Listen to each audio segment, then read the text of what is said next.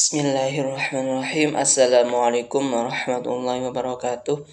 Perkenalkan, nama saya Muhammad Effendi, NIM 2021 090 11944 dari Prodi PAI 7B. Ingin mempresentasikan tentang ilmu tajwid. Baik, mari kita langsung masuk ke pembahasan, di mana pembahasannya pertama yaitu mengenai pengertian ilmu tajwid. Dalam bahasa Indonesia, tajwid adalah membaguskan, yang bermakna membuat supaya bagus.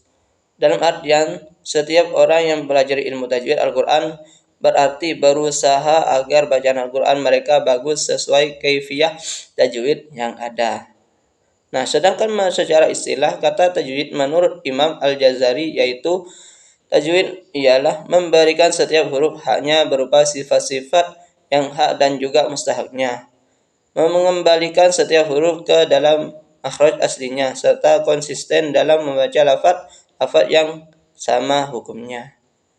Sedangkan menurut Syekh Aiman Rusdi dalam syarah kitab Manzumatu Al-Muqaddimah Al-Jazari, tajwid adalah ilmu yang menjelaskan pengucapan huruf Arab, huruf hijaiyah yang benar, termasuk dalamnya tempat keluar makhraj huruf tersebut, sifatnya yang zatiyah dan ar'iyah, dan segala hukum yang timbul dari huruf hijaiyah tersebut. Selain itu, Samsul Amin dalam bukunya Ilmu Tajwid Lengkap mendefinisikan ilmu tajwid adalah mengucapkan setiap huruf melalui makhrajnya, tempat keluarnya, serta memberikan huruf haknya, hak dan mustahak dari sifat-sifatnya. Yang selanjutnya yaitu mengenai sejarah lahirnya ilmu tajwid. Proses turun dan sampainya Al-Quran kepada kita ini menunjukkan bahwa Al-Quran diambil dengan jalan riwayat dan ada kaifiyah, cara tertentu untuk membacanya. Kaifiyah itu merupakan tata cara yang langsung diajarkan Allah Subhanahu wa taala kepada Nabi Muhammad SAW melalui malaikat Jibril alaihissalam. Kaifiyah itu kemudian dirangkum oleh para ulama dan dinamakan dengan ilmu tajwid.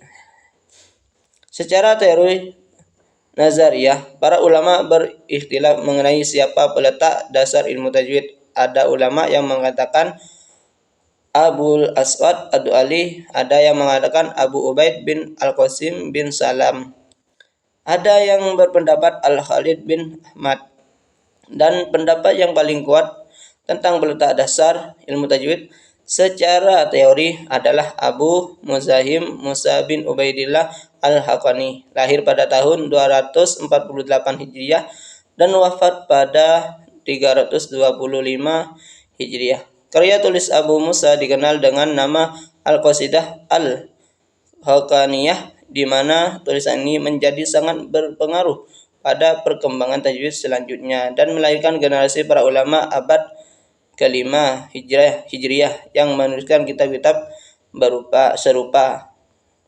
Adapun mereka diantaranya yaitu 1. Abul Hasan Ali bin Ja'far bin Muhammad As-Sa'idi Ar-Razi, wafat pada tahun 410 Hijriah. Judul buah penanya yaitu Kitab At-Tanbih ala Al-Lahnil Jali wal Lahnil Kafi. Yang kedua, Abu Muhammad Makki bin Abu Talib Al-Qaisi, wafat pada tahun 437 Hijriah. Judul buah penanya yaitu Kitab Ar-Ri'ayah li Tajwidil Qiraah dan Tahqiqi Lahdil Tilawah. Dan yang ketiga, Abu Amr Utsman bin Zaid Ad-Dani, wafat pada tahun 444 Hijriah. Judul buah penanya yaitu Kitab At-Tahdib fil Itqan wat Tajwid. Yang selanjutnya yaitu hukum mempelajari ilmu tajwid. Adapun hukum mempelajari ilmu tajwid adalah fardu kifayah.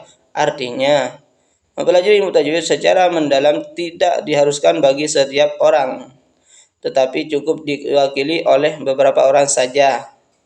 Namun jika dalam suatu kaum tidak ada seorang pun yang mempelajari ilmu tajwid, maka berdosalah kaum itu.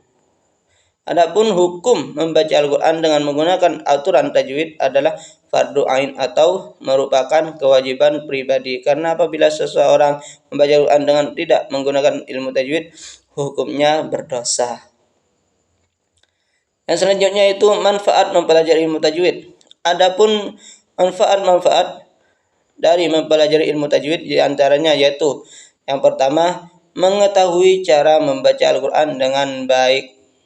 Salah satu tujuan untuk mempelajari manfaat ilmu tajwid ketika membaca Al-Quran adalah untuk mengetahui bagaimana cara membunyikan huruf berdasarkan makhraj atau tempat keluarnya. Yang kedua, menghindari kesalahan dalam membaca Al-Quran. Hubungan tajwid dengan Al-Quran adalah bahwa kita akan mengetahui kesalahan bacaan dengan sendirinya, baik itu yang dilakukan diri sendiri ataupun dilakukan oleh orang lain. Dan yang ketiga, mengetahui adab dan tata krama membaca Al-Quran. Al-Quran merupakan firman yang mulia dari Allah, sehingga sudah sepatutnya kita membaca firman Allah tersebut dengan cara yang paling benar dan sebaik-baiknya, serta menghindari membacanya dengan asal-asalan. Yang keempat, sebagai bentuk ibadah. Bagi seorang muslim, membaca Al-Quran mendatangkan pahala yang sangat besar dalam beribadah. Dengan belajar ilmu tajwid untuk memperbaiki kualitas pembacaan Al-Quran kita, maka hal itu akan menjadi salah satu bentuk ibadah yang diniatkan karena Allah Subhanahu wa Ta'ala. Selain itu juga dianjurkan untuk membaca Al-Quran secara perlahan sambil meresapi isinya serta makna yang terkandung di dalamnya. Yang kelima, menjaga kemurnian bacaan Al-Quran. Tanpa pengetahuan akan ilmu tajwid yang benar, maka saat ini umat Islam pastinya akan membaca Al-Quran dengan sembarangan saja. Jadi akibatnya bacaan Al-Quran bisa berubah bentuk dan artinya, sehingga maknanya pun akan menjadi salah juga. Yang keenam, melatih pengucapan bahasa Arab. Mempelajari ilmu tajwid berfungsi untuk melatih lidah kita dalam mengucapkan huruf-huruf dalam Al-Quran sehingga terbiasa dalam pengucapan dan bacaannya. Yang ketujuh atau yang terakhir yaitu menjaga makna Al-Quran. Surat-surat dalam Al-Quran merupakan kalam dari Allah yang agung. Maka dari itu, siapapun yang turut berusaha menjaga kalam Allah maka akan mendapatkan pahala yang sangat besar. Banyak yang sudah dapat membaca Al-Quran tetapi sering tidak menyadari pentingnya mengetahui panjang pendek bacaan dan hukum bacaan. Padahal ketika kita salah baca maka artinya juga akan berbeda. Mungkin itu saja yang bisa saya sampaikan, kurang lebihnya mohon maaf. Wassalamualaikum warahmatullahi wabarakatuh.